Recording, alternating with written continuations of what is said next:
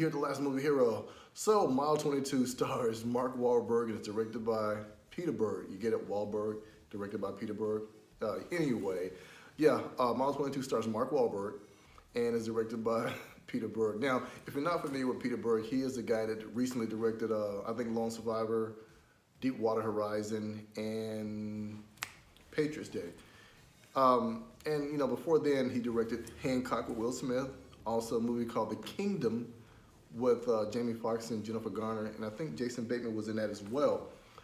Peter Berg's a good action director. He is, in the past few years, he's been coming along with these movies, and he's recently, like I said, he's made movies based on real events, but Mile 22 is not based on a real event, but it is a Mark Wahlberg vehicle, and it's almost like this movie was tailored for Mark Wahlberg.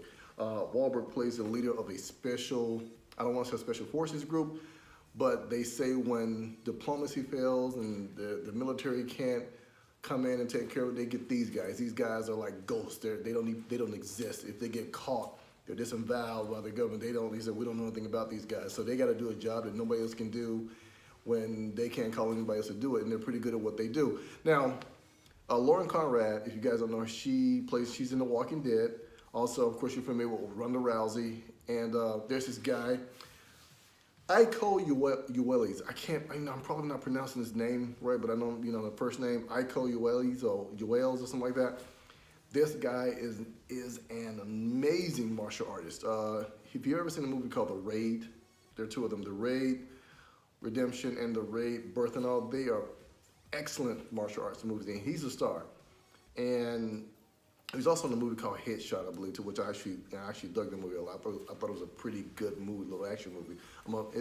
If a lot of you guys don't know, I am a big action movie fan. I love action movies, either action or sci-fi, but I love action movies. But Iko, the things that this guy can do on screen with martial arts, it's like amazing to watch. It's like cinematic ballet when this guy's doing this thing on screen. And I don't know if he's a real martial artist or just an actor who's been trained to do a certain amount of things, but this guy looks authentic. And that was one of my biggest draws in wanting to see this movie was Iko. I like Mark Wahlberg. I like John Malkovich. I think Ronda Rousey's cool. And Lauren Conrad, she's cool because I like The Walking Dead as well. But this Iko guy, he is phenomenal. And, he and Wahlberg, they make the movie. I mean, the action scenes are great. Peter Berg, this is a director who is comfortable filming military and law enforcement scenes, with shootouts and everything. This guy's honed his skills over the past few years of filming these types of scenes with action, with gunfights and explosions. The one thing I like about Peter Berg is that when he films an explosion, it doesn't look so cinematic that it's just there for just the fire and the fury. He almost has a technical way of filming explosions that they look realistic, but they still look good. And even with the movie a few years ago, The Kingdom with Jamie Foxx, there was a big explosion in that movie, a couple of them and everything. And they were really cool to watch.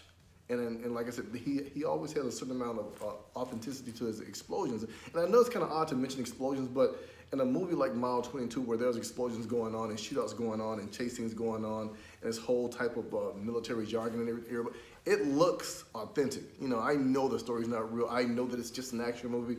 But these are the type of action movies I like. They don't try to do things that are out of the realm of possibility. Everything that happens in, Mile 22, even the fight scenes, as choreographed as they may be, they still look good.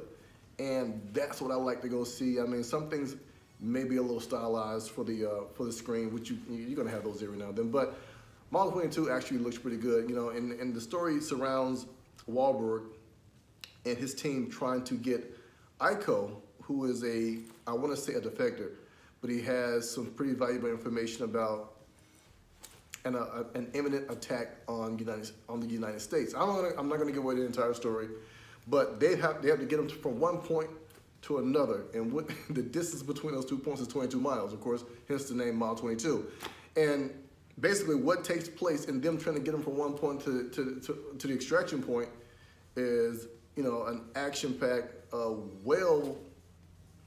I want to say well-shot movie. The story, listen, I don't care about the story not being like the best story in the world. It's good enough for what it is. I mean, I'm not looking for some Academy Award-winning movie.